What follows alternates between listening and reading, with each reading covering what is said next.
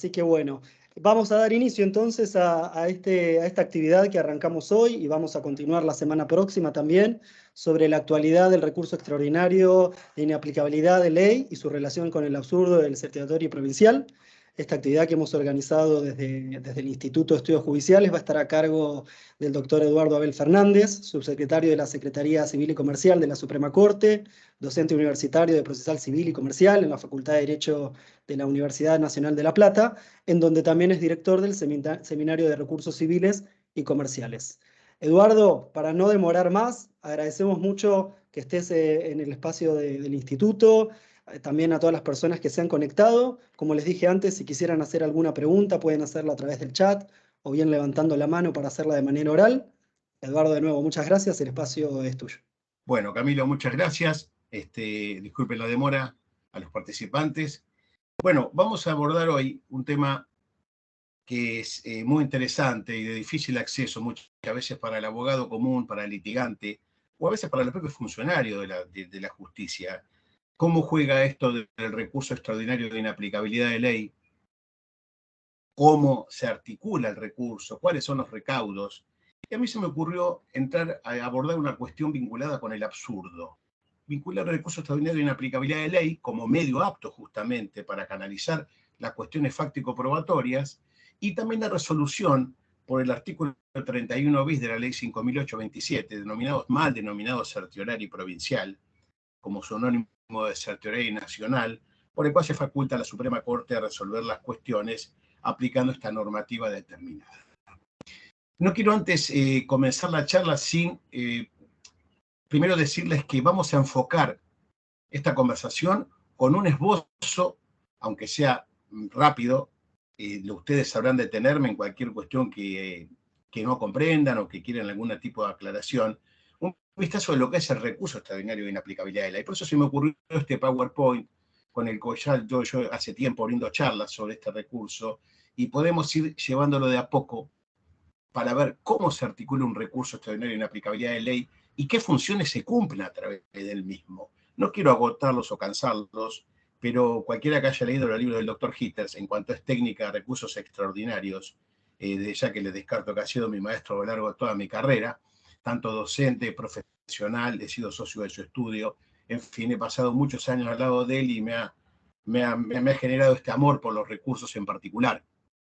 Los recursos extraordinarios, en general, comencemos diciendo que cumplen distintas finalidades, que, por lo menos al decir la finalidad diquelógica, ustedes lo recordarán, que era en definitiva hacer justicia en el caso concreto, le permite a la Corte hacer justicia en el caso concreto, a la Suprema Corte.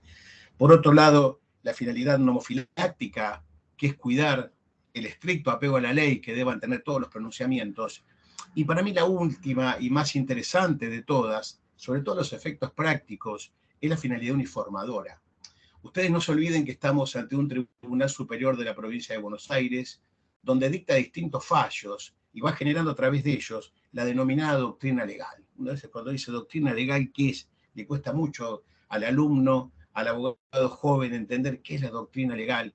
En definitiva, ya siempre digo lo mismo, no es más que la interpretación que realiza el tribunal sobre una cuestión fáctico-probatoria o una cuestión iuris o una cuestión de derecho, donde esa cuestión interpretada, que claro, es doctrina legal en cuanto se mantenga en el tiempo, aunque sea un solo pronunciamiento, no hace más que reflejar una realidad que para uno pretender luego su aplicación o su violación eventualmente, tiene que contarse con un caso exactamente similar, por lo menos mutatis mutandi, que el espíritu sea ese de la doctrina legal. Entonces, por eso yo ya de nomás arranco diciéndoles que están estas dos funciones, estas tres funciones, esencialmente la uniformadora, pero si nos remitimos al marco fáctico probatorio, que es lo que a mí me interesa entrar, vamos a terminar con el absurdo, vamos a tener que tener en cuenta todo lo que la Corte pudo haber dicho vinculado con esta problemática.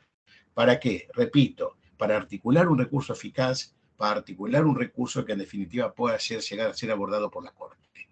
Yo voy a pasar de página, a ver si están los chicos que colaboran, que no encuentro el Camilo, para pasar de página no tengo el control. Bien, perfecto. Acá Fernando te lo va a ir corriendo. Dale, pasame a la segunda página. Esta es la primera que hace una presentación meramente formal. Pasemos a la página 2, donde vamos a ver, ahí está el fundamento, la teoría general. Esto pertenece a la parte general de los recursos en sí, porque si algo hay que decir anticipadamente, que todos los recursos, en definitiva, tienen la misma fisonomía, con algunas particularidades. Pero acá tenemos una teoría general. ¿Cuál es el fundamento del recurso? ¿Por qué yo estoy buscando un recurso? Voy para atrás. Vamos a una cuestión fáctico-probatoria que nos interesa sin dejar de atender las cuestiones de derecho, lo mismo judicando. Una cuestión fáctico-probatoria, pongámonos en cabeza que estamos ante un accidente de tránsito. Accidente de tránsito, donde A demanda a B, lo hace el otro responsable, interpone su demanda, ofrece su prueba, B contesta la demanda, puede poner sus excepciones, sus defensas, también va a hacer su propio relato fáctico, que es a lo que estamos refiriendo. Obviamente va a trasuntar toda la etapa probatoria y se va a llegar a una sentencia. Tengo esa sentencia que lo condena a B porque lo encuentran responsable del evento dañoso. ¿Qué es lo que pasa recién allí? Digo para que entiendan cómo llegamos hasta la Corte, que acá no existe la avocación que, por ejemplo, ha pasado en algunos casos del Persaltum en materia de la Corte Suprema de Justicia de Nación. Acá que tenemos que pasar previamente por la Cámara de Apelaciones. Entonces, ahí tenemos el caso que es llevado ante la Cámara de Apelaciones, y sea cualquiera la sentencia que se dicte, revocando, confirmando, revocando parcialmente, ahí recién abre la posibilidad de poder llegar a la Corte, de poder llegar a la Suprema Corte a través de esta vía recursiva que es el recurso de inaplicabilidad de ley. Entonces, ¿a qué empieza el fundamento? La pregunta es, ¿por qué yo quiero ir a la Corte? Primero sería, ¿por qué fui a la Cámara de Apelaciones? Pero estamos en el ámbito de la Corte. ¿Por qué yo voy a la Suprema Corte? Bueno, porque yo encuentro un error, tiene un vicio, tiene un error esa sentencia de Cámara. Entonces ahí nos encontramos con el primer elemento, como decía el maestro Hitters, obviamente la falibilidad humana permite que estas vías recursivas puedan en algún modo enmendar esos errores. Entonces yo tengo que llegar a la Corte para tratar de traerle el vicio, traerle el error. Luego veremos la suficiencia, veremos las distintas etapas por las cuales tenemos que atravesar. Ya tenemos el error, ¿se acuerdan ustedes? Un pequeño repaso, tenemos errores improcedendo, errores injudicando. Recordemos que los errores de procedimiento tienen distintas facetas, los injudicando. El procedimiento, yo siempre digo que desde el inicio de la demanda hasta el dictado de la sentencia se remedian estas cuestiones por una vía incidental, el famoso incidente de nulidad. Yo he dicho más de una vez que también es un medio de impugnación para quitarle eficacia a actos procesales. Después ya nos encontramos subsumido por el viejo 253 del Código Procesal, en la apelación, la nulidad, prácticamente se confunde generalmente con lo que es la inexistencia, los supuestos que se brinda. Y luego tenemos que, si queremos remediar una sentencia de Cámara por un vicio formal, tenemos que acudir ya no a este recurso que estamos charlando ahora, sino al recurso extraordinario de nulidad, donde vemos las causales que están establecidas por el 168 y 171 de la Constitución de la provincia, que responden netamente a vicios formales que tiene la sentencia. Esos son los errores de procedimiento o errores formales. Y después tenemos los errores injudicando. Los errores injudicando, donde aquí tenemos que reparar para cualquier tipo de injudicando. ¿Y a qué me refiero cuando hablamos de un error injudicando, un vicio injudicando? Vamos a abrir la perspectiva, porque muchos entienden de que es cuando hay una aplicación incorrecta de la ley, una interpretación incorrecta de la ley o una violación a una doctrina legal. Pero cuidado, también en cuestiones fáctico-probatorias hay violación a la ley. Ya nos vamos a encargar de leer un fallito del doctor Guione de hace muchos años, del año 2001, donde dejó bien en claro por qué la vía adecuada para estos vicios, esos errores que tienen que ver con normativas del Código Procesal, también son canalizables por inaplicabilidad de ley. Pasamos rápidamente y luego vamos a volver sobre determinadas cuestiones para aclarar los conceptos. Principio de formalidad es un principio que está establecido porque todo recurso ya tiene previsto en el Código Procesal una serie de normativas. Volvemos para atrás, no me pases todavía a finalidad. Las finalidades ya estaban. Sigamos con la teoría general. ¿Qué es el principio de formalidad? Es que cada recurso debe estar articulado de acuerdo al modo que está establecido en el Código Procesal. No tengo manera de un recurso indiferente como la ZPO alemana. Tengo que respetar en cada recurso cada formalidad que tiene establecida. No quiero hablar de los ordinarios, sino de los extraordinarios. Bueno, tenemos que ver el plazo que tiene cada uno, momento de interposición, las causales hay que fundarlo, etcétera, etcétera, etcétera. ¿Qué es la prohibición del ejercicio eventual? Acá hay una pregunta que tiene que ver en el ámbito extraordinario. Va a poder ir rápido porque quiero llegar al absurdo, pero no poder ir rápido, no quiero que me comprendan de todos modos, ¿no? No es llegar por llegar. ¿Qué es esa cuestión de previsión de ejercicio eventual? Es que, ya se ha dicho, el único ejercicio eventual que conocemos de recursos es la revocatoria con apelación en subsidio. Entonces ustedes podrán preguntarme, ¿se pueden interponer tres recursos extraordinarios subsidiariamente? La primera respuesta es que no. O sea, los recursos extraordinarios, aclaro desde ya, pueden ser interpuestos los tres recursos extraordinarios, nulidad, inaplicabilidad de ley e inconstitucionalidad, pero siempre y cuando cada uno guarde su autonomía funcional, su autonomía normativa. ¿Qué significa esto? Que cada recurso que yo vaya a interponer tiene que estar fundado no solo en las normas que lo prevén, sino en las causales que tienen previstas. Ya lo acabo de decir hace un ratito, los recursos extraordinarios de nulidad son para cuestiones de procedimiento, errores formales, si estoy en inaplicabilidad de ley, la aplicación errónea, equivocada de la ley, o violación de la doctrina legal, o la doctrina del absurdo, y si estoy en constitucionalidad cuando pretendo que mi fallo es contrario a la Constitución de la provincia de Buenos Aires. Entonces, con esto quiero decirles que cada uno tiene su funcionalidad, y yo bien puedo atacar una sentencia de Cámara o tribunal de última instancia, como pueden ser los laborales, donde yo tengo que cada uno fundarlo autónomamente, que se tengan que autoabastecer, dar sus causales, sus motivos. De otro modo, también ya lo vamos a ver, daría lugar a un recurso promiscuo. ¿Qué pasaría si yo interpongo un recurso de inaplicabilidad de ley y esgrimo agravios de la nulidad y también de la inconstitucionalidad y no los separo a cada uno del otro? Aparece la figura de la promiscuidad recursiva, lo cual la Corte lo rechaza también por el famoso certiorario 31 bis que ya vamos a analizar en la charla del jueves que viene. Sigamos, ¿qué es el principio de consumación? Está vinculado con de la unicidad. La consumación es que una vez que yo interpongo un recurso, yo ya no puedo volver a interponer otro recurso distinto. Una vez que, mejor dicho, en materia extraordinaria, yo una vez que interpongo el recurso de inaplicabilidad de ley, no puedo venir a los 10 días a decir, bueno, vengo a ampliar el fundamento, vengo a aclarar el fundamento. Es un acto irreproducible, como se pone acá en el PowerPoint. Es solamente tengo esta chance. Es ahora, es en el momento. Y el de la unicidad está vinculado con la resolución que va a tolerar cada embate de acuerdo al vicio que yo estoy tratando de atacar. Reiterando nuevamente, el doctor Gitas, él decía que en materia de recursos se opera como un verdadero vademecum, que para cada enfermedad hay un remedio.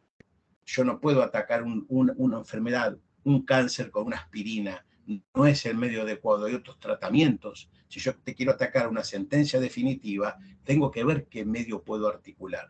Entonces, de acuerdo a la clase de providencia que yo pretenda atacar, providencias simples, interlocutorias, definitivas, homologatorias, sentencias de Cámara, etcétera, etcétera, me voy a encontrar con un determinado embate que ya está previsto.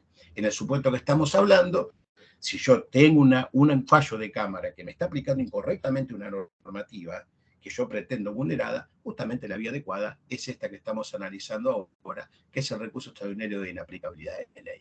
Creo que no hay más puntos, te pido que pases de página, Camilo, para seguir con el resto. No veo que haya otro punto. Las finalidades recién las acabamos de mencionar, alteré el orden porque no me acordaba que estaba después de esta charla, pero insisto, con un concepto sobre estos tres. Surge un problema acá, vinculado con estas finalidades, que son, ¿qué se pregunta la Cámara cuando uno interpone un recurso de apelación? Si uno recuerda, ha litigado o trabaja en la justicia, la Cámara se pregunta si es justa la sentencia. En que eso abre otro paradigma, porque la Corte no se pregunta lo mismo. La Corte se pregunta si el recurso es fundado. Entonces ahí empiezan a aparecer el concepto de las cargas que me va a interesar remarcar luego, porque inclusive para la charla que viene también tengo un modelo de recurso y un modelo de técnica para poder atacar una decisión de Cámara, que en definitiva ese recurso si es fundado o no. ¿Está buscando la Corte la justicia del caso? Sí, por supuesto que la busca la justicia del caso, que sería la finalidad diquelógica, juntamente con la nomofiláctica, que es ver que se haya actuado con un apego estricto a lo que establece la ley. Pero si no tenemos un recurso fundado, va a ser muy difícil que la Corte pueda llegar a cumplir con esta finalidad uniformadora. E insisto, la más trascendente de estas tres, a mi modo de ver y después de 25 años de trabajar en la Corte, me autorizan a decir que esta finalidad uniformadora es esencial para el desenvolvimiento de la justicia. Ustedes no se olviden que si mañana la Corte por ejemplo, simplemente por ejemplo, no voy a entrar en casos particulares, la Corte establece la tasa de interés aplicable en determinadas problemáticas, como pasa, accidente de tránsito, ver y nidera, tasa pasiva digital más alta, lo lógico sería que los distintos tribunales inferiores se hagan eco de esta doctrina y para evitar dispendio jurisdiccional también la apliquen. Pero no solamente, hay un montón de casos que se pueden analizar y decir, bueno, los tribunales inferiores tienen esta referencia.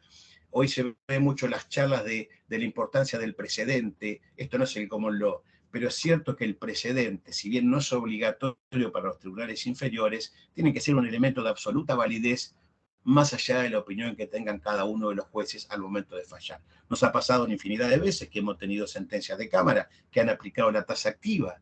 Y la Corte ha dicho siempre, no cuesta nada dejar a salvo la opinión del magistrado, del camarista, pero sabiendo de que hay una doctrina superior por la cual tenemos que respetar. Y además tenemos un problema en este marco. ¿Cuál es? Que ya me estoy adelantando. Que para los que ya conocen algo de recursos extraordinarios, tengo un tope, tengo una suma gravaminis para poder llegar a la Corte. Y al tener una suma gravaminis, no está del todo bueno, ni está bueno, mejor decir, que algún litigante se vaya con una tasa activa aplicada y otro litigante se vaya con una tasa pasiva digital más alta, no es lo mismo. Consecuentemente con esto, acá nos haría falta el famoso artículo 54-55 de la ley 11.653 de trabajo, donde permite, en el caso de violación de doctrina legal, no tener en cuenta la suma gravaminis. Por eso, aquí tenemos esta cuestión del criterio jurisprudencial uniformador, donde tenemos que tener este criterio en cuenta y es lo que uno trata de aconsejarle a los camaristas, a los jueces de primera instancia, de que si bien tienen autonomía decisoria, traten de respetar al menos esta posición que tiene la Suprema Corte con determinada temática en particular. Bien, si querés seguir pasando, Camilo, seguimos adelante. Si hay preguntas, no hay ningún problema, la vamos haciendo, no sé cómo quieren trabajar, si llegamos al final de la charla y la van haciendo o la vamos haciendo durante el camino. ¿Cuáles son los presupuestos que tiene todo recurso? No hablo de este en particular. La legitimación. Y cuando hablamos de legitimación, tenemos que separar. Una cosa es el abogado, el apoderado, el patrocinante, que actúa por un derecho ajeno, ¿cierto? Otra cosa cuando defiende sus honorarios, sus intereses, que ya actuaría por derecho propio, pero actúa por derecho ajeno. Entonces, hablamos de la legitimación procesal, que tendría el agraviado. ¿Quién sería el agraviado? A cualquiera que le pueda ser oponible la sentencia. En el supuesto del accidente de tránsito que vimos como ejemplo genérico, obviamente en el caso del condenado, B pues tiene agravio para, obviamente, poder recurrir ante la Cámara y eventualmente venir a la Corte. O pueden tener agravio los dos en el caso que haya habido una concausalidad, 50% cada uno de los intervinientes en el siniestro vial. Entonces, la calidad de ser agraviado, que la sentencia se pueda oponer. El tema de personería es la representación que se puede justificar. Sobre esto, ¿qué podemos decir? ¿Con qué problema nos encontramos en la Corte muchas veces? Pasó en pandemia y fue entendible, por eso la Corte readecuó toda esta cuestión de las notificaciones electrónicas y demás, tuvo criterio bastante flexibilizador, me recuerdo el caso Herrera, donde es esto presentarse en nombre de alguien e invocar una representación que obviamente debo acreditar. Yo me acuerdo de una época que litigaba, hace más de 25 años, repito, cuando alguien le acompañaba un poder que no estaba en debida forma, te intimaban por el plazo de 5 días a subsanar la omisión. Obviamente que enseguida va a aparecer la parte contraria pidiendo la nulidad de lo actuado, ¿no? Por falta de cumplimiento de este recaudo. Pero es acompañar la representación, justificar la representación, el poder, la firma de la parte que siempre tiene que estar, si no sería un acto inexistente, si no tenemos a la parte que se presente. Y por último, acá tenemos el agravio, que es el interés, ¿se acuerda como decía ayer? El interés es la medida de la acción, el agravio es la medida del recurso. Entonces, más allá que fue a ser cuantitativo porque me dan menos o más de lo que pedí, o cualitativo porque me dan una vaca en vez de un ternero, entonces el agravio tiene que estar presente. Si no hay agravio, por eso la Corte ha dicho tantas veces que los agravios eventuales, los agravios hipotéticos, no están dentro del marco de aquellos que va a tratar la Corte, sino que justamente tiene que ser un interés actual, un agravio de actualidad. Esto ha pasado mucho cuando se nos dio las problemáticas de, si voy muy rápido, por favor díganme si quieren detenerme, pero yo estoy entendiendo que me van comprendiendo. Como fue cuando apareció la ley de consolidación 12836 de la provincia de Buenos Aires que consolidaba las deudas públicas. justamente emitían un bono a 15 años. ¿Pero qué pasó en el año 2016? Cualquier planteo era abstracto porque ya había vencido el plazo por el cual se había establecido este tipo de normativa. Seguimos adelante, seguimos adelante. Por favor, Camilo, vamos a la próxima. Ya volvemos a lo mismo, errores o vicios, me anticipé, perdone la desprolijidad, pero el error y vicio, ya dijimos, injudicando aplicación de ley, improcedendo actividad o de procedimiento. Esto no hay mucho para agregar, repito el mismo concepto. No hay que olvidarse que cualquier defecto formal que encuentro desde que comienza el proceso, digamos la demanda o actividad previa a la demanda, hasta llegar hasta la sentencia, se soluciona mediante el incidente de nulidad, que no voy a entrar a hablar particularmente de los recaudos que deben cumplir, pero esos son los que nos encontramos como para poder nulificar cualquier acto procesal que haya acontecido. Típicos casos, un traslado de una demanda a un domicilio que no era efectivamente el del demandado, ¿no? Que puede ocurrir y plantear la nulidad, con todas las caras que conlleva posteriormente. Y que son los de procedimiento. Sigamos con el próximo, Fernando, por favor, con el próximo diapositivo. Bien, y ahora vamos a entrar en los motivos o causales que lo habilitan. Este es un tema, sí, me voy a tomar un mayor detenimiento, vamos a ir un poquito más tranquilo. ¿Cuáles son los motivos que habilitan el recurso extraordinario de inaplicabilidad de ley? El recurso extraordinario de inaplicabilidad de ley hablan, Hitler decía siempre, si hablamos de infracción a la ley, ya podemos englobar cualquier tipo de violación, sea por error de interpretación, errónea aplicación, inaplicación, etcétera, etcétera. Es la violación a la ley. La ley en sentido amplio, en sentido estricto, una ordenanza, un reglamento, una normativa que nos esté afectando, donde yo tengo que plantear y específicamente plantearlo. No quiero entrar en la suficiencia todavía. Simplemente quiero decir que tengo que tener perfectamente en claro, por ejemplo, en el supuesto que estamos hablando de una sentencia de Cámara, ¿qué ley me aplicaron equivocadamente? Me voy del ejemplo del accidente de tránsito. Estamos en una relación de consumo. ¿Qué pasa? La Cámara no me aplica, en primera instancia no me aplicó la ley de consumo y la Cámara también insiste en no aplicar la ley de consumo porque entiende que no hay relación de consumo en el caso. Bueno, yo ahí tendría, justamente en el caso de sostener la misma postura, tendría la obligatoriedad de citar la ley que yo tengo infringida, que a mí correspondería que se me aplique. Entonces, esa es la ley 24440 sería, o la 13133, en el ámbito de la provincia de Buenos Aires. ¿Qué quiero decir con esto? Que tengo que tener en cuenta que tiene que haber una ley. También se da otra problemática con las ordenanzas municipales este último tiempo. Digo último tiempo, pero no es tal, porque a veces el tiempo pasa y uno se cree que pasó ayer y hace rato. Cuando era, por ejemplo, las tasas de higiene y seguridad que cobraban las municipalidades a través de ordenanzas. Entonces, ¿con qué venían? Inaplicabilidad de ley, porque ¿qué decían los contribuyentes en el apremio? A mí nunca me notificaron esa ordenanza, a mí nunca me notificaron esto, no tuvo debida publicación. Y efectivamente llegaron casos a la Corte de Nación donde les terminó dando razón de que se requiere de una debida publicación de las ordenanzas para que tome conocimiento la gente. Entonces ahí vemos una ordenanza que también es el concepto de ley, estrictamente de ley. Entonces es una ley en sentido amplio. Y ahora me voy a referir de esto de ley, no creo que haya ningún tipo de duda de que se pueda tratar, a la violación de la doctrina legal. Hay una cuestión que yo siempre digo a la Corte, ¿qué le exige al recurrente cuando viene denunciando que se viola la doctrina legal de la Corte? El recurrente tiene que citar el precedente que reputa violado y explicar las circunstancias que lo hacen similar a su caso. Entonces, esa doctrina legal, yo recuerdo, por ejemplo, la responsabilidad del titular registrar el automotor. Hoy vuelta a ponerse en debate. Responsabilidad por la modificación del Código Civil y Comercial de la Nación. Cuando en aquel momento, por distintas causas, Camacho, Seoane, de la Corte de Nación, se estableció, y la Corte nuestra, por mayoría, 5-2, la minoría le hicieron en ese momento el doctor Soria y el doctor De Lázari, tristemente fallecido hace un tiempo atrás, ahí se estableció que por mayoría podía el titular registrar el automotor desprenderse de la guarda, de acreditar que se desprendió de la guarda y que no tenía responsabilidad en el evento dañoso. Rápidamente les digo, cualquiera sabe cuál es el mercado, cómo es el comercio. Yo vendo un auto, bueno, después lo transferimos, se lo llevan con una orden de autorización y con un boleto de compraventa, pero en el registro nadie se enteró. ¿Qué pasa si ese auto choca, tiene un accidente? ¿A quién demandan? obviamente, a quien conducía, al guardador circunstancial del vehículo, pero también estaba la responsabilidad del titular registral. Entonces, ahí se armó un debate acerca de si el titular registral del automotor debía responder en todos los casos o si podía eventualmente desprenderse de esa responsabilidad acreditando ese desprendimiento.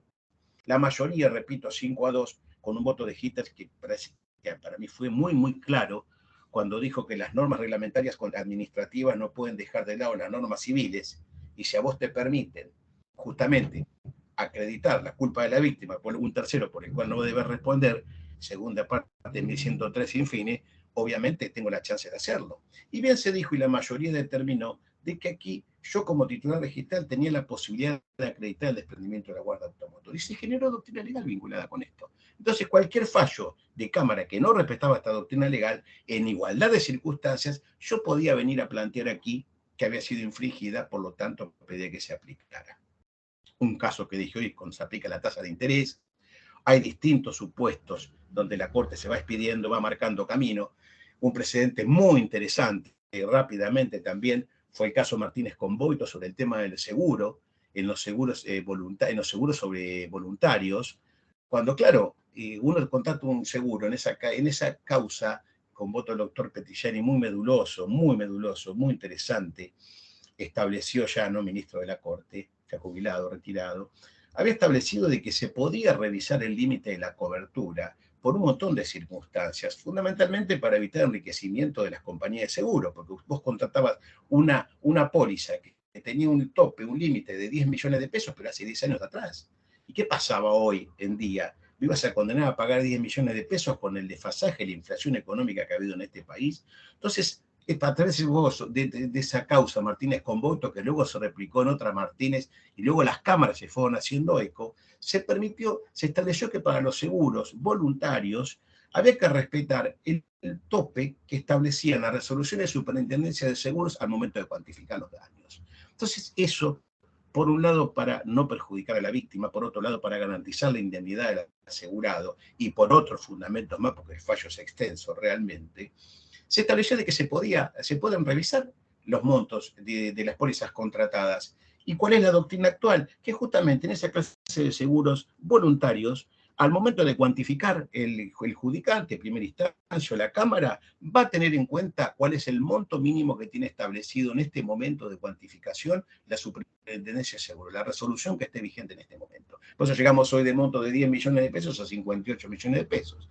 Entonces, ustedes ahí ven otra doctrina legal, otra trascendente, un trascendente precedente, que luego, como dije, fueron haciéndose eco varios tribunales de cámaras de apelaciones, quiero decir, y fueron cambiando este paradigma y dejando un poco de lado aquello que decía que el contrato solamente tiene efecto ante las partes y que la víctima es un tercero frente al mismo.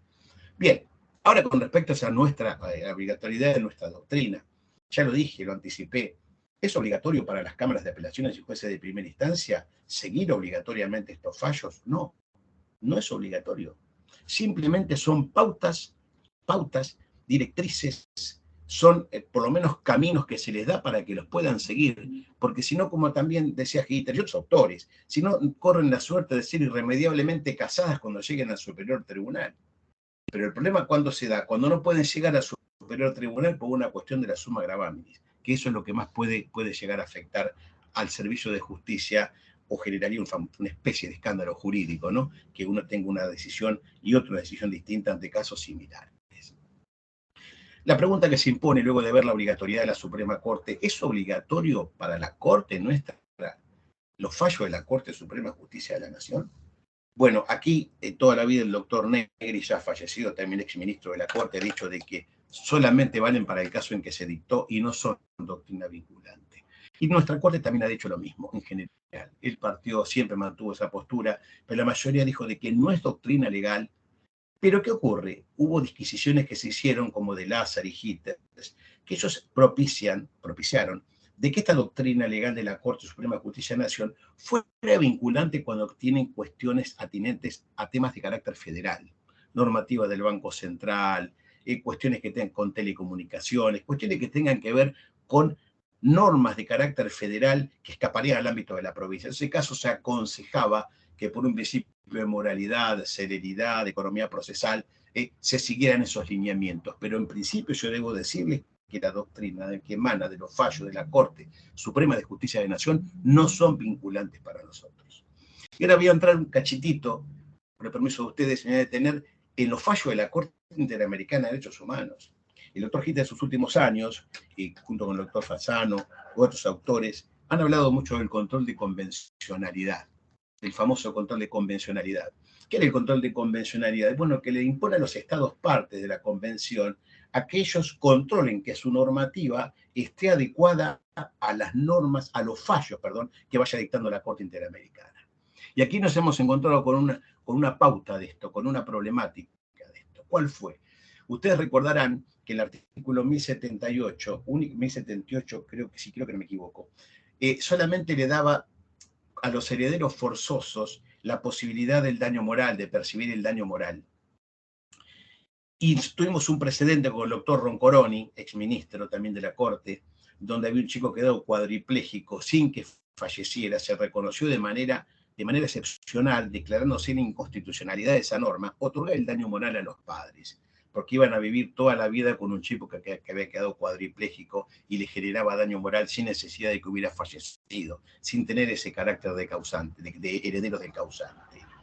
Pero luego apareció un fallo en la Corte Interamericana. Yo recuerdo que en esa época estaba dando charlas para la maestría, para alumnos de la maestría de Derecho Procesal acá de La Plata, donde se planteó esta problemática. Yo dije en aquel momento, pero ¿cómo? Si la Corte Interamericana ya tiene reconocido el daño moral a favor de distintos actores que no son justamente los herederos forzosos, suegra, cuñado, sobrino, nosotros tenemos que hacer ese control de convencionalidad. Pero justamente esto apareció en el cuadernillo 7 del año 2017, donde en el caso de Uruguay, que a veces, perdón si no me sale el nombre, es un nombre cortito, en el caso, bueno, cuando algo se me queda trabado, difícil entrar en el momento, es una locura que me haya olvidado, pero me puede pasar. En este caso, ya me va a salir.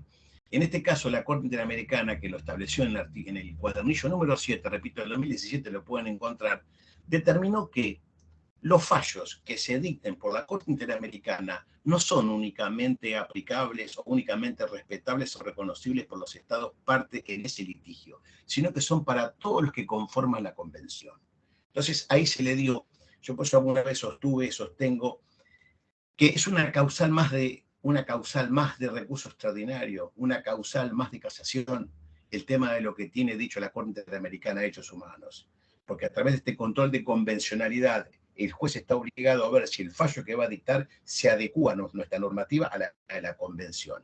Esto obviamente luego fue modificado, lo tengo en la punta de la lengua, no me olvido, el caso uruguayo, donde se dijo esto. Bueno, a partir de ahí se modificó el Código Civil y Comercial de Nación y se permite a todo aquel que acredite un daño de esta envergadura poder, obviamente, reclamar el daño moral con la acreditación respectiva de las afecciones íntimas y la relación que lo unía con la víctima. No cualquiera se le va a otorgar el daño moral. Por eso digo que el control de convencionalidad en este caso queda hoy en día, sigue estando vigente, obviamente, y se exige a todos los estados parte para que controlen justamente al momento de dictar la sentencia. Y ahora sí, voy a entrar al campo de los hechos, que justamente acá nos convoca el absurdo, nos convoca una figura, porque cuando uno ve las causales del 279, no está el absurdo. Habla de la ley o doctrina legal, pero no nos encontramos con el absurdo. Esto pasa homónimamente a lo que ocurre con el artículo 14 de la ley 48 del orden federal. La arbitrariedad no está prevista, sino que se llama el famoso inciso no escrito. Entonces, ¿qué es el absurdo? Y ahora te voy a pedir, perdóname que te moleste, Fernando, que quiero que me pongas el documento, no es el fallo de guiones, que está en la primera parte, después sacalo porque me interesa el fallo ese de guiones, donde fue muy, pero muy clarito.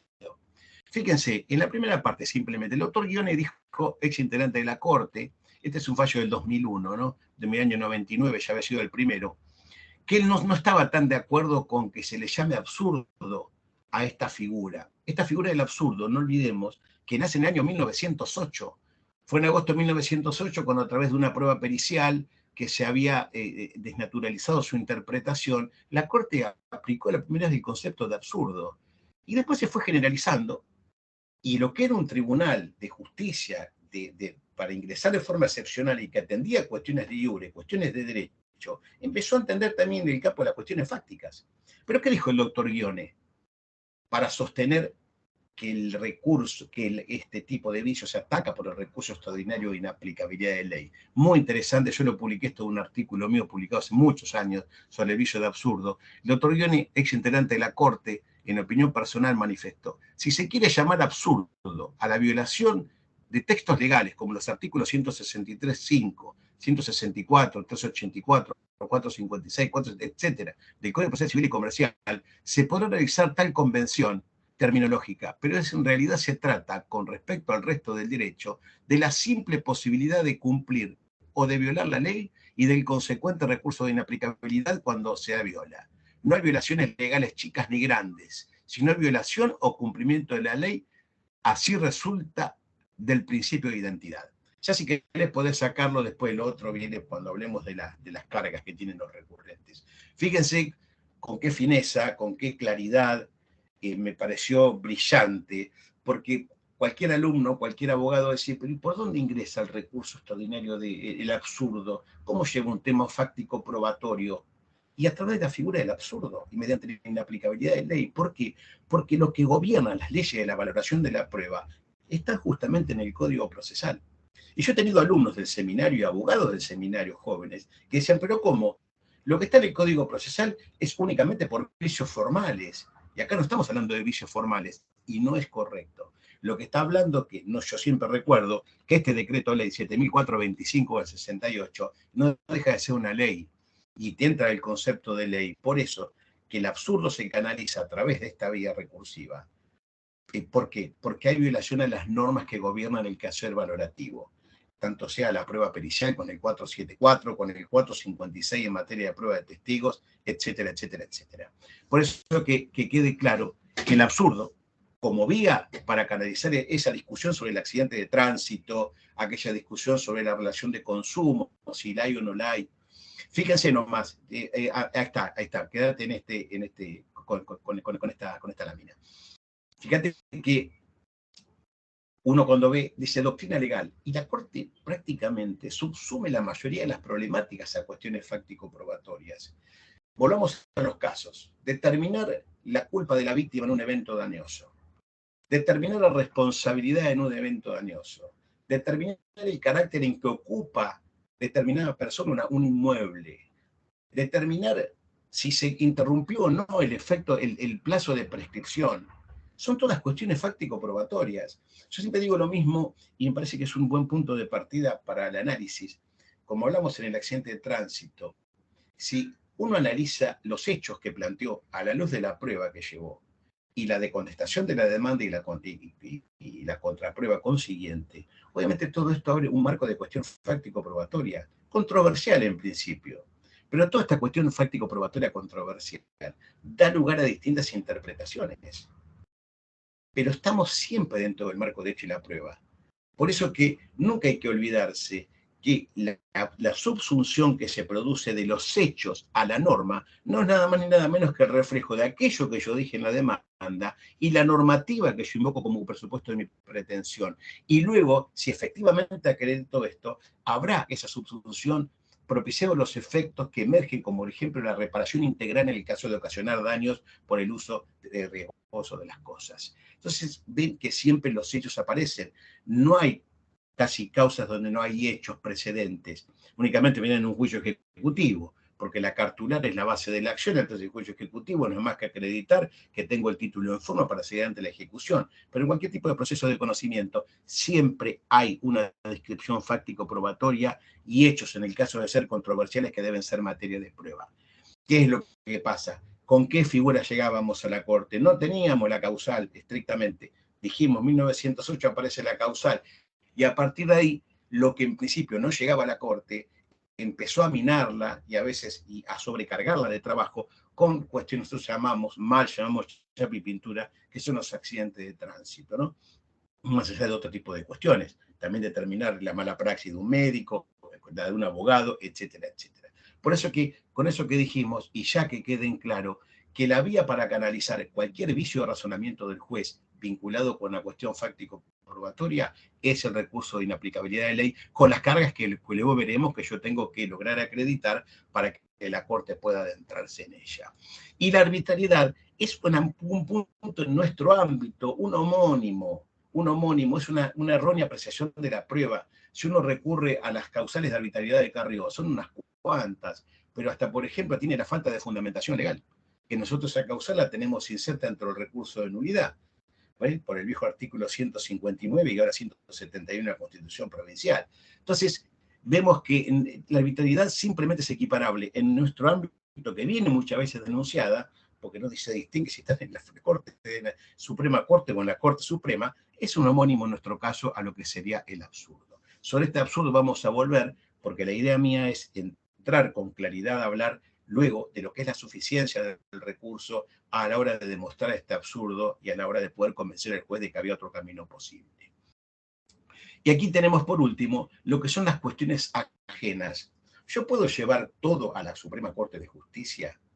Yo puedo llevar todos los planteos, todas las problemáticas. Y acá puse algunos ejemplos.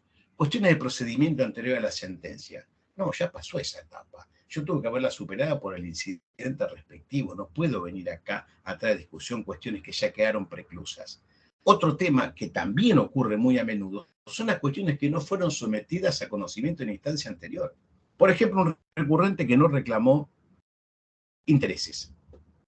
Va a la Cámara, siguen con la misma decisión y viene a la Corte planteando que quiere aplicación de los intereses.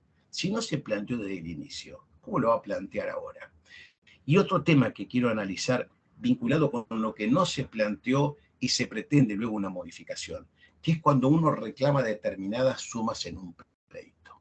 ¿Por qué hago esta aclaración? Porque esto me parece que si bien es más para alumnos de la universidad, yo se los quiero recordar a muchos abogados porque hace 25 años que vengo viendo recursos extraordinarios, lo que me permite analizar todo el devenir del expediente, siempre que se demande por sumas de dinero, si bien hay que 330 nos obliga a determinar en la medida que sea posible la suma que estoy reclamando, no puedo olvidarme de agregar esa pequeña fórmula mágica que es quiero tanto monto o lo que más o menos resulte de la prueba a producir. Digo para evitar de que quede encorsetado el reclamo en esa suma cuando por ahí en algún tipo de circunstancia pueda parecer que se requiere algo más.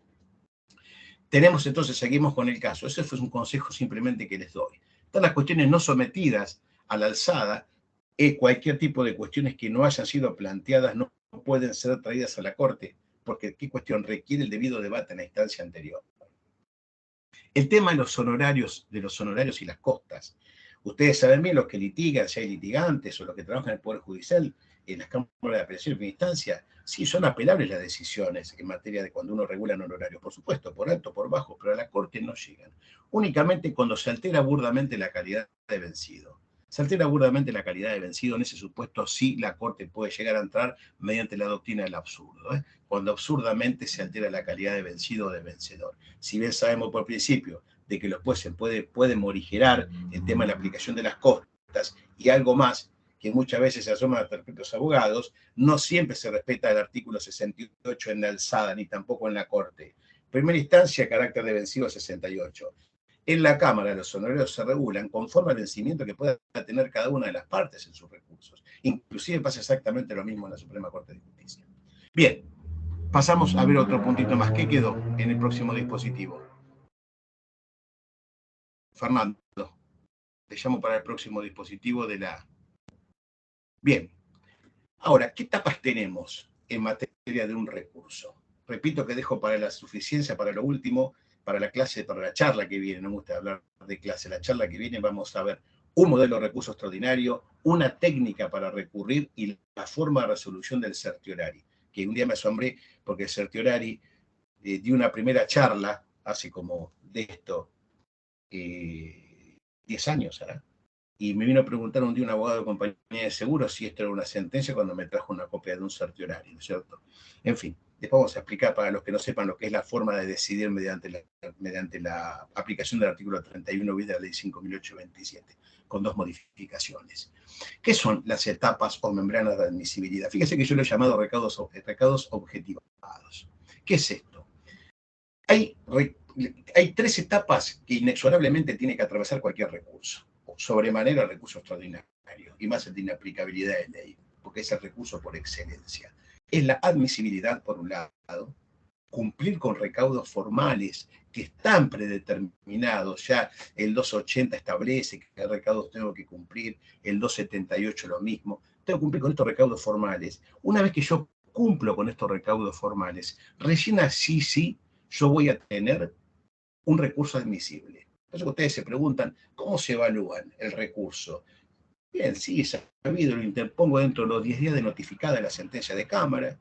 Perfecto. ¿Qué hace la Cámara? Lo que hace a su vez el juez de primera instancia, cuando es apelada una decisión de esa instancia, hace el primer análisis de admisibilidad. Esto que es ver que los recaudos mínimos primarios de la admisibilidad estén cumplidos. Que sea sentencia definitiva a sus efectos, que esté dentro del plazo, que haya legitimación, etcétera, etcétera. Una vez superada esa etapa de admisibilidad, que ahora vamos a charlar de qué se trata, vamos a entrar en la etapa de la suficiencia del recurso. ¿Esto qué es?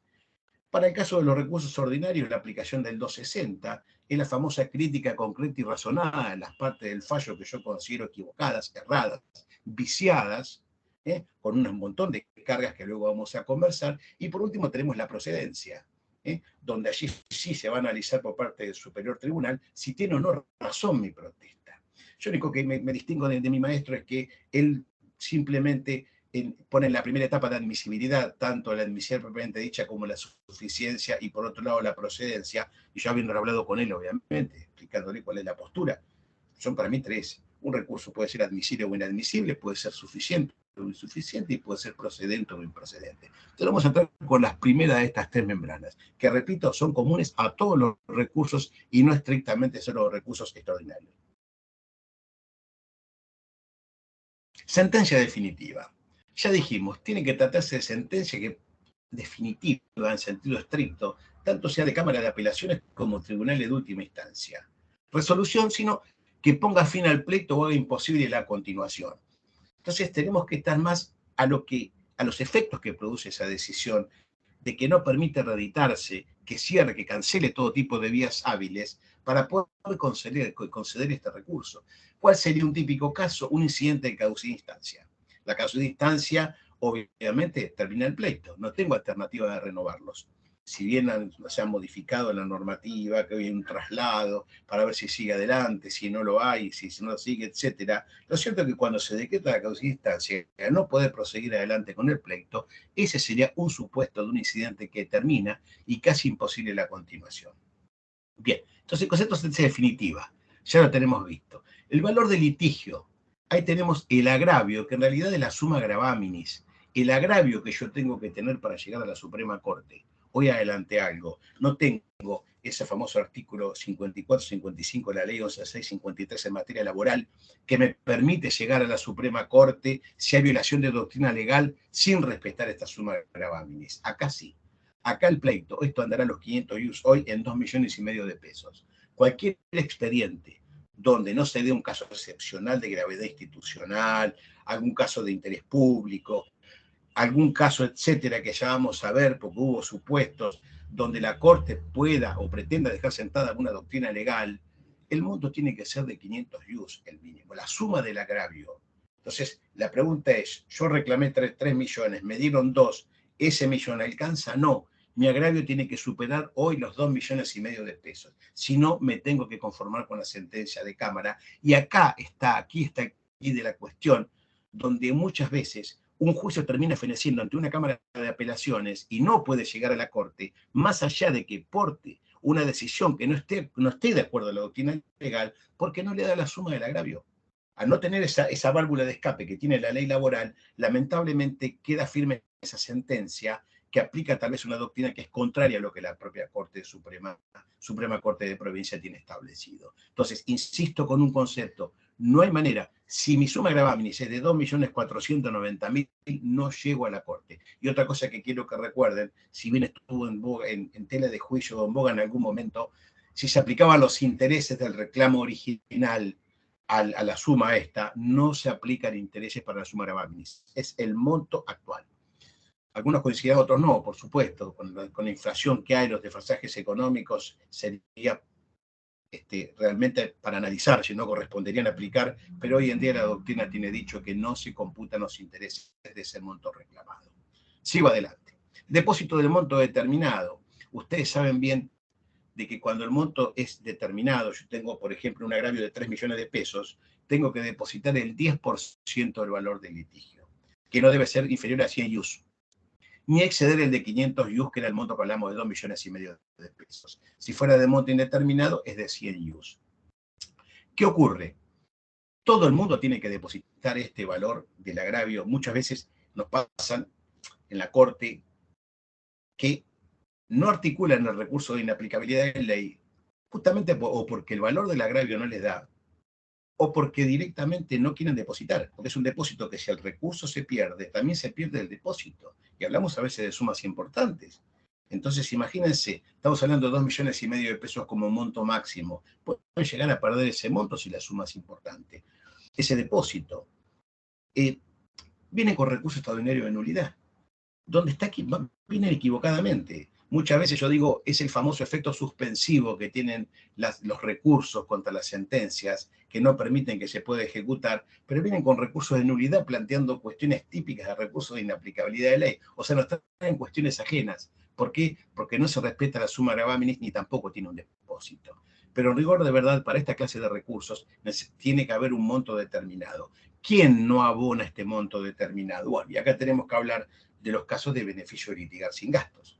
Aquellos que cuenten con beneficio de litigar sin gastos, obviamente, no tienen que abonarlo. Y con respecto al beneficio, voy a hacer alguna aclaración. Antiguamente, al momento de interponerse el recurso de inaplicabilidad de ley ante la Cámara, ya tenían que haber terminado el beneficio de litigar sin gastos, o sea, tenían que tenerlo acordado. Pero ¿qué pasó? El año 2009, creo que fue 2006 o 2009, creo que fue más para el lado del 2009, se dictó fallo del doctor Felázari en la causa Crosoli. Se estableció de que se podía plantear juntamente con el recurso del beneficio de litigar sin gastos y se otorgaba un plazo determinado para que se pudiera terminar este beneficio, un plazo de 90 días. El problema que generó este plazo de 90 días, que no solamente demoraba el trámite del proceso, sino que además había que esperar que se termine. Y en aquella época recuerdo que había famosos los paros judiciales con la carpa en la puerta y había suspensión de plazos permanentemente. Y esto que hacía de que esos 90 días se terminaran en 180, en 200 días, y así se demoraba de manera, para mí, injustificada una causa que podía haber salido mucho antes. Yo por eso siempre digo, si alguien prevé que puede llegar a ir a la Corte, tiene tiempo prudencial para sacar el beneficio de litigar sin gasto mucho antes de llegar a la Corte. Y otro caso que están exentos son las reparticiones públicas, la FIP, el Banco Nación, el Banco Provincia, el propio Fisco Provincial, están exentos de abonar este tipo que no es un tributo, este tipo de carga que impone el recurso extraordinario. Y esto se ha planteado, ¿es inconstitucional? No, no es inconstitucional porque la propia ley de la Constitución, artículo 161, establece que para esta clase de recursos la Corte podrá establecer determinados recaudos. Por lo tanto, se haya dicho que esto es constitucional. Forma y plazo, condiciones que imponen para la normativa. Bueno, tenemos el 280, constitución de domicilio, en este caso domicilio electrónico. Bueno, obviamente las copias tienen que estar acompañadas. Bueno, son los famosos recaudos del artículo 280 que tienen que estar cumplidos acabadamente. ¿Qué pasaría si yo no cumplo un recaudo de admisibilidad en primera instancia? Yo voy a primera instancia, no cumplo con el recaudo de admisibilidad, con un recaudo. Me dice, no, usted vino en forma extemporánea, interpuso el recurso en 12º día de haber sido notificado de la sentencia. ¿Tengo algún planteo, algún otro recurso extraordinario? No, lo único que me queda ante esta falta de un recaudo es recurso de queja. No recurso de revocatoria, el recurso de queja. Directamente tengo que ir en queja a la Corte. Dentro del 5º día a plantearle, señores jueces de la Corte, ustedes son el juez de recurso, solicito que revea esta decisión que está equivocada, está errada porque yo interpuse el recurso dentro del plazo. Entonces, la única alternativa que tengo ante una declaración de inadmisibilidad del recurso por parte de la Cámara de Apelaciones es el recurso de queja. Lo aclaro porque muchos han planteado revocatorias, etcétera, etcétera, y cuando quieren plantear la queja ya se le fue el plazo de 5 días con el cual acordaban. Bien, pasamos al dispositivo 9, Fernando. Vamos al dispositivo 9. Se toma su tiempo en pasar la filmina, ¿me confirmás si la estás viendo? Ahí ahora sí estoy viendo, ahora sí estoy viendo. Con respecto a la suficiencia técnica, ya estamos, son las 4:25, pero entramos más tarde, obviamente. Pocas palabras porque es algo que me quiero detener en la última charla, porque me parece que es, yo como digo, recaudo subjetivo. En principio, cuando hablamos de admisibilidad, nos encontramos con todas pautas prefijadas, preestablecidas. No es más que corroborar que esté en el cumplimiento. Si es definitivo o no, si está puesto dentro del plazo, si acompañé la representación suficiente, si constituye el domicilio. Antiguamente existía el franqueo, cosa que ya dejó de existir, etcétera, etcétera. Pero ¿qué pasa? No hay inventiva del abogado, no hay demasiada creación del abogado en esta tarea. Yo siempre reparo en el abogado porque también fui abogado litigante e hice recursos. Entonces, ahora viene sí, la suficiencia técnica hacia el recaudo subjetivo. Aquí es donde el abogado tiene que poner en juego toda su capacidad elaborativa para poder demostrar que esa sentencia, sea en un recurso ordinario como extraordinario, que esa sentencia adolece de determinado error o vicio. ¿Qué quiero decir con esto? Aparecen las cargas técnicas que impone el Código Procesal para cumplir con esta cuestión. ¿Por qué les digo esto? Porque fíjense, ustedes pueden tener un recurso admisible cumpliendo con todos los recaudos que hemos conversado. Pero puedo tener un recurso que no llega a ser suficiente. Por lo tanto, la Corte nunca va a entrar a analizar la procedencia, esto es la razón o no que yo pueda tener en mi protesta. Ese recurso va a morir en esta instancia, va a morir en esta etapa, va a ser declarado insuficiente. Y la declaración de insuficiencia, anticipo, siempre lo hago por la duda que alguno esté ajeno a la temática, de que el hecho de que la Corte declare insuficiente un recurso no significa que esté de acuerdo con la sentencia de Cámara que se dictó. Simplemente le está diciendo, no puedo abordar este recurso porque usted no cumplió con una carga técnica que le estaba impuesta predeterminadamente, que es la famosa crítica concreta y razonada, que la tenemos acá, en el caso de los extraordinarios, en la última parte del artículo 279. Explíqueme qué norma reputa violada, qué norma corresponde que se aplique, en qué consiste el error, cuál es el error, qué aspecto usted va a criticar. Yo por eso, simplemente, y con esto cierro porque lo quiero reservar para la charla que viene, me parece que es donde yo me pongo más molesto con el abogado y los alumnos, porque veo que es el déficit, gran déficit que tienen los abogados, que no saben redactar claramente o no ven claramente el meollo, porque el hecho, cuidado, el hecho de discrepar con una sentencia de Cámara, fíjese que la Corte tiene dicho la selección, la ponderación de los elementos probatorios, es facultad potestativa de las instancias inferiores. Únicamente yo voy a abordar esta cuestión si usted me demuestra de que hay un absurdo en esta tarea. Si no, yo no voy a entrar, porque si no, tendríamos que pasar por tantas instancias como hasta interminablemente puede existir, porque puede haber distintas interpretaciones en materia de prueba. No, yo puedo estar de acuerdo con estos dos testigos, con esta pericia, y otro puede estar de acuerdo con otros testigos y con otros elementos de prueba distintos. De hecho, muchas veces hay revocaciones de decisiones, y no porque haya habido un error flagrante, sino porque es una cuestión de interpretación. Lo que pasa es que la Corte lo que requiere es que se patentice este vicio de absurdo para poder decidir de esta manera. Entonces, ¿qué es la suficiencia? Es el momento en que el abogado, conocedor de la causa, que ya sabe los pormenores, saben las problemáticas, tienen que entrar, por eso que esto me gustaría charlarlo, porque tengo un plan de trabajo para hablar con ustedes la semana próxima, que tienen que empezar a ver de dónde surge el error.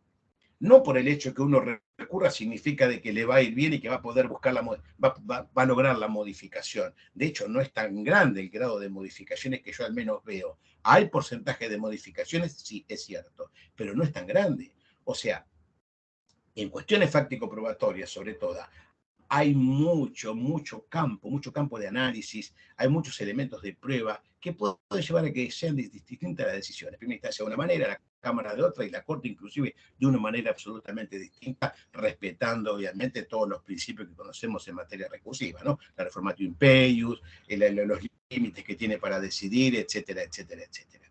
Pero por eso digo, es un tema que me gustaría charlarlo juntamente con un plano que yo tengo de cargas que para mí son de cumplimiento ineludible por parte del abogado para tratar de demostrar ante la Cámara de que esta sentencia, ante la Corte, perdón, de que la sentencia de Cámara es insostenible. Y luego aparecen estas figuras. Hoy hablamos algo. ¿Qué pasa cuando alguien interpone recursos? Yo ven que le dije, a la Corte pueden ir con 3 recursos. Yo dije algo hoy. Vamos a primera instancia. Yo lo único que puedo poner a todo evento es la revocatoria con apelación en subsidio. Pero yo no puedo interponer una aclaratoria dentro de tercero día y dentro de quinto día un recurso de apelación. Sí, lo puedo interponer. No está previsto. Pero si yo a cada uno le doy su rol autónomo y autosuficiente, yo pido aclaratoria.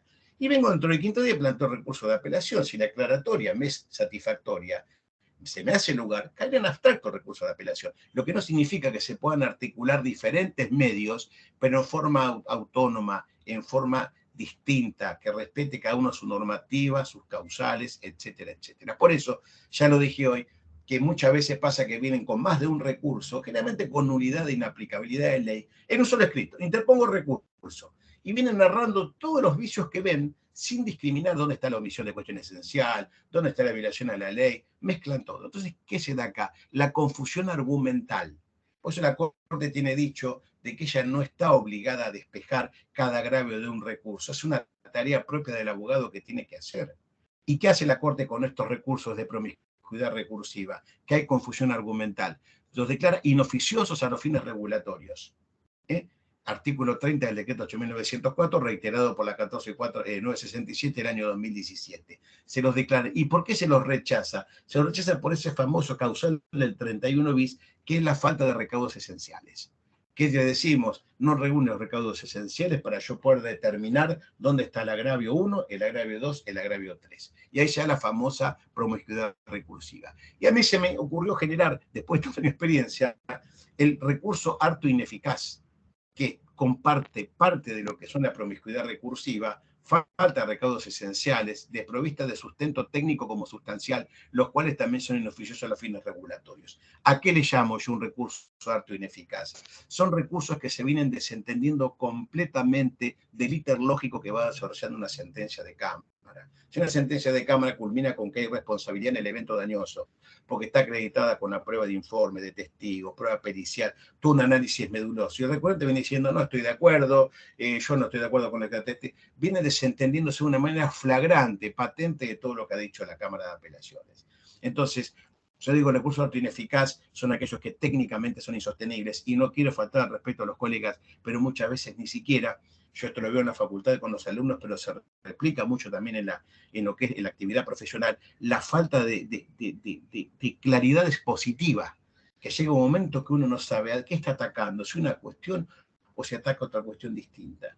Entonces yo por eso digo, dentro de lo que vamos a charlar, la clase que viene, la jornada que viene, hay que leer minuciosamente cada fundamento de la Cámara que uno va a atacar y tratar de derribarlo minuciosamente también. Es como cuando uno contesta la demanda, ¿se acuerdan las cargas del 354? Negar categóricamente cada uno de los hechos, una negativa generalizada, y después particularmente, bueno, ahí está la particularidad, desmerecer cada uno de los fundamentos de la Cámara para poder modificarla.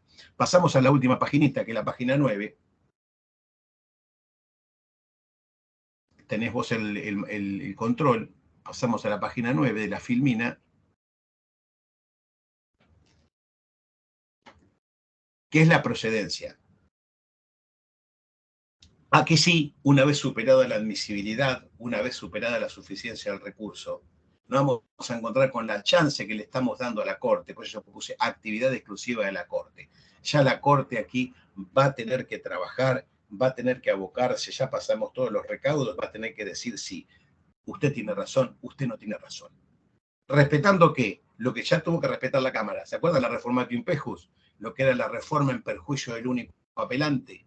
No tengo por qué explicarla, porque me parece que es clara. O sea que no se puede modificar la situación del único que viene apelando. O sea que si viene únicamente la parte demandada, condenada por el total, que condenan por 100, mal puede venir a la Corte y yo condenarla por 150 cuando no hubo agravio de la parte contraria. Respetando la reforma de Impejus y teniendo en cuenta, por ejemplo, el caso de la apelación adhesiva. ¿Qué es la apelación adhesiva?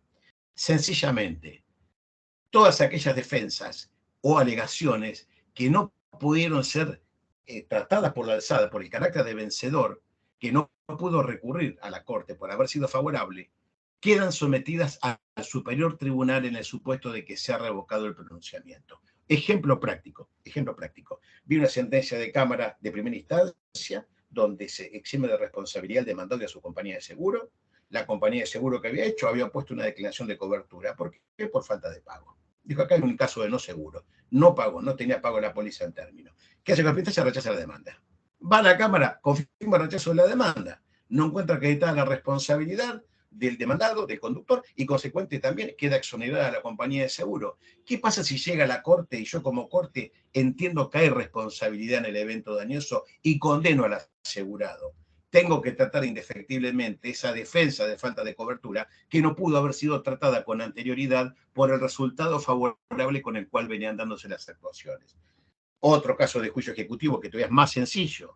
Si en primera instancia yo pongo como ejecutado la excepción de pago y de prescripción, y en primera instancia me hace lugar la excepción de pago, y no dice nada, obviamente, con respecto a la prescripción, si la Cámara modifica la excepción de pago, tiene que entrar inexorablemente a tratarme el tema de la prescripción. ¿Queda claro eso? O sea que ese es el famoso elemento de la apelación adhesiva, que cualquier defensa o alegación que haya quedado postergada en su tratamiento por resultado del pleito, porque no se olviden que tengo que estar agraviado para poder recurrir, ser agraviado, queda suspendida, supeditada a una revocación posible de la sentencia.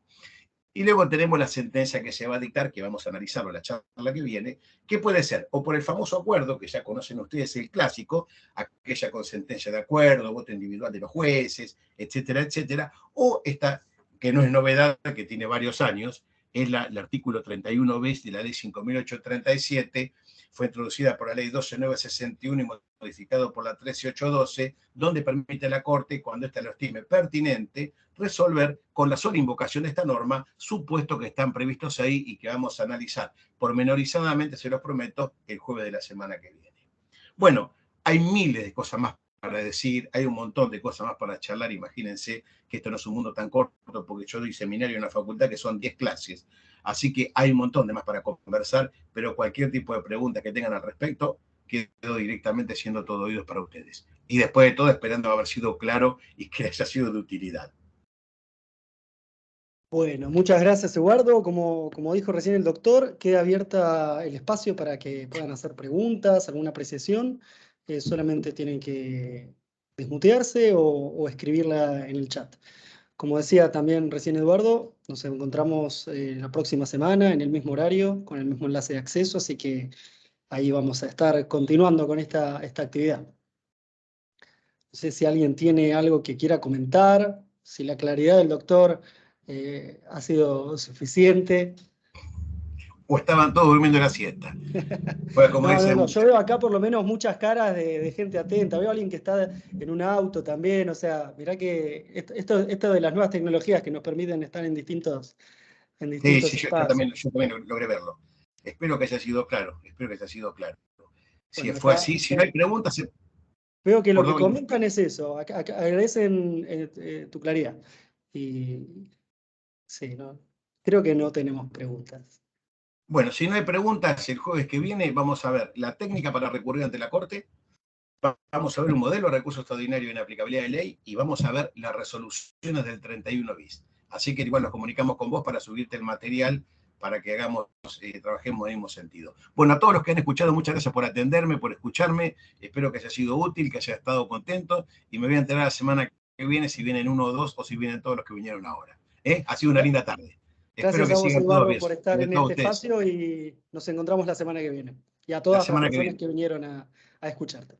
Bueno, muchas gracias, Fasano, muchas gracias. Que sigan bien. Hasta luego, buenas tardes. Hasta luego.